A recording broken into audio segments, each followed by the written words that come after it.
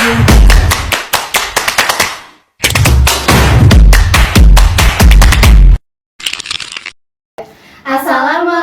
warahmatullahi wabarakatuh.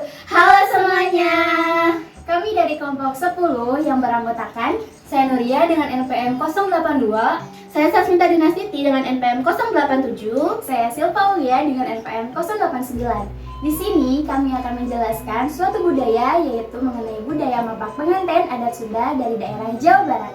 Selamat menyaksikan. Indonesia adalah negara yang memiliki keberagaman suku, adat, dan budaya yang sangat banyak. Seperti yang kita ketahui bahwa Indonesia tidak lepas dari keunikan budaya yang menarik dari berbagai suku. Salah satunya adalah upacara adat Mapak Pengantin yang merupakan adat budaya dari suku Sunda yang berarti menjemput pengantin. Upacara adat Mapak Pengantin merupakan salah satu ritual yang menjadi bagian dari upacara adat perkawinan dalam masyarakat Sunda. Namun, tidak semua pernikahan suku Sunda menggunakan adat Mapak Pengantin ini. Dulu, upacara adat ini dilakukan ketika menyambut kedatangan mempelai pria, karena upacara perkawinan masyarakat Sunda dilaksanakan di kediaman keluarga mempelai wanita. Rangkaian acara Mapak Pengantin biasanya diawali dengan Ki Lengser dan Nyi Lengser yang menjemput pengantin, diiringi dengan para penari yang memeriahkannya. Penampilan mereka yang lucu membuat penonton tertawa, namun tidak mengurangi rasa hikmat prosesi pernikahan. Tujuannya untuk mencairkan suasana tegang antara pengantin dan keluarganya. Tahu sendiri kan, kalau menghadapi pernikahan itu rasanya campur aduk. Ada senang, sedih, deg-degan, dan yang lainnya. Nah, untuk lebih jelasnya, yuk simak wawancara berikut. Assalamualaikum warahmatullahi wabarakatuh Teh. Saya Silva Aulia, izin mewawancarai Teteh untuk memenuhi tugas mata kuliah budaya bangsa.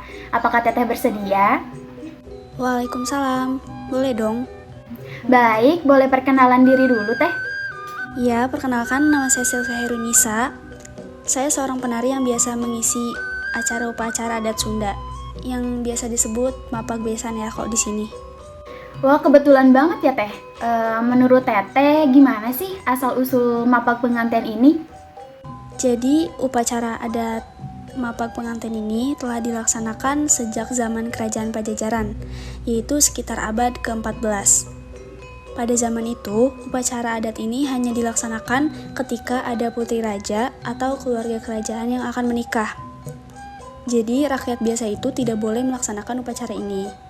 Namun, setelah keruntuhan Kerajaan Pajajaran, upacara-upacara ritual yang tadinya hanya diselenggarakan di lingkungan kerajaan mulai dilaksanakan oleh masyarakat biasa.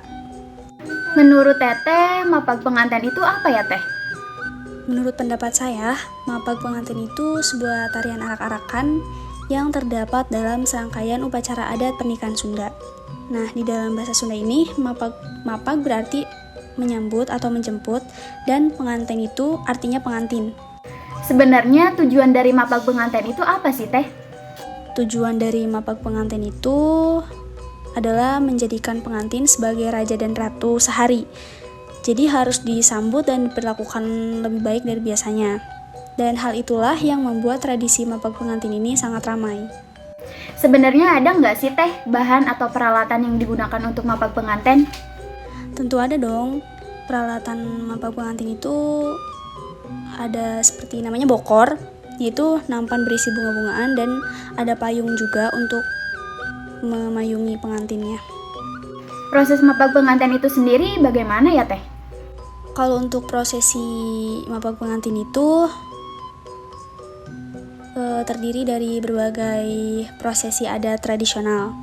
Dibuka dengan penari lengser yang biasanya terdiri dari 4 orang penari yang disebut pamayang. Lalu ada 1 orang ambu dan 1 orang aki lengser. Lalu setelah musik selesai, mempelai pria itu akan dikalungi sebuah melati oleh ibu dari pengantin wanita. Setelah itu, keluarga orang tua pria dan keluarga orang tua pengantin wanita bersalaman saling menyambut satu sama lain. Lalu rangkaian selanjutnya, yaitu para penari, ambu, dan aki lengser menuntun kedua pengantin ke pelaminan dan mempersilahkan masuk rombongan besan. Teteh kan penari yang biasa mengisi upacara Mapak Pengantin ini ya Teh. Ada nggak sih Teh pengalaman Teteh selama menjadi penari Mapak Pengantin itu? Boleh dong Teh diceritain sedikit? Oke, baik. Jadi, saya mulai menari itu saat saya kelas 2 SMP. Saat itu, tetangga saya yang merupakan seorang penari mengajak saya dan teman-teman saya untuk belajar nari upacara adat Sunda.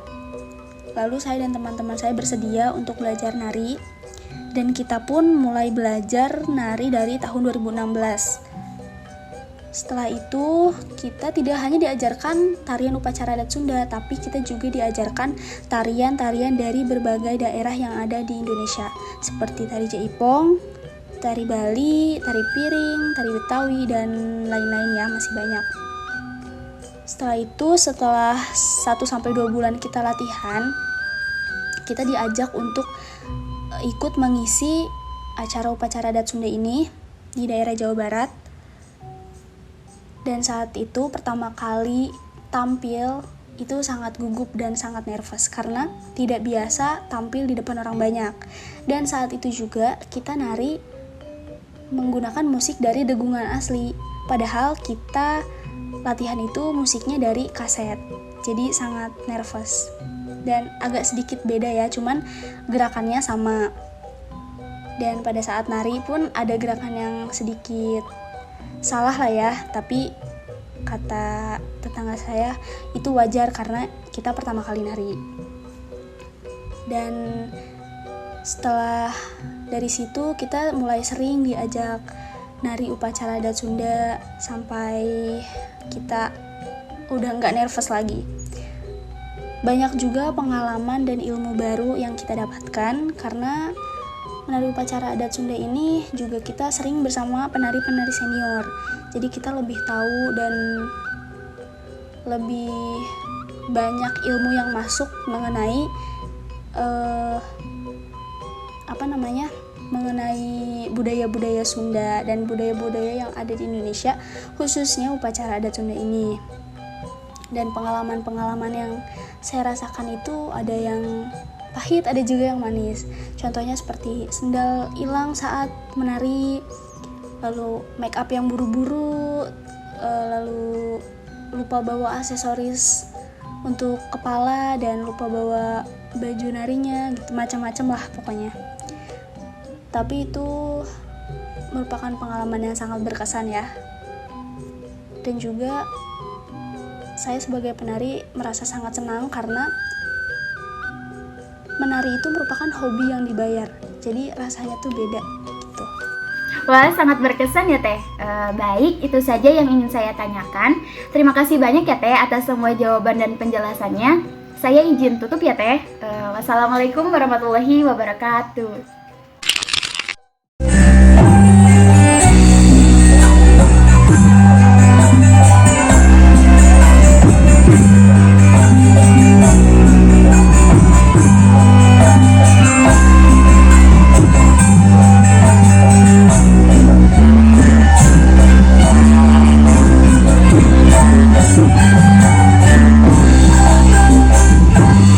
Bapak Ibu, pemimpin budaya Betawi yang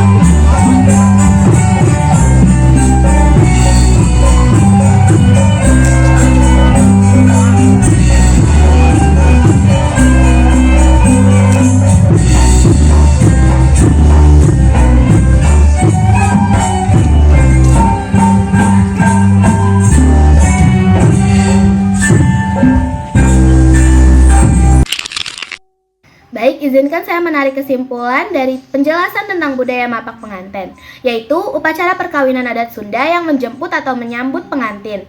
Dulu, upacara adat mapak pengantin dilaksanakan ketika menyambut pengantin pria, karena pada umumnya masyarakat Sunda mengadakan acara pernikahan di kediaman pengantin perempuan. Tapi sekarang banyak yang menggunakan acara adat mapak pengantin setelah acara ijab kabul. Upacara adat ini sudah ada sejak sekitar abad ke-14 pada masa zaman Kerajaan Pajajaran.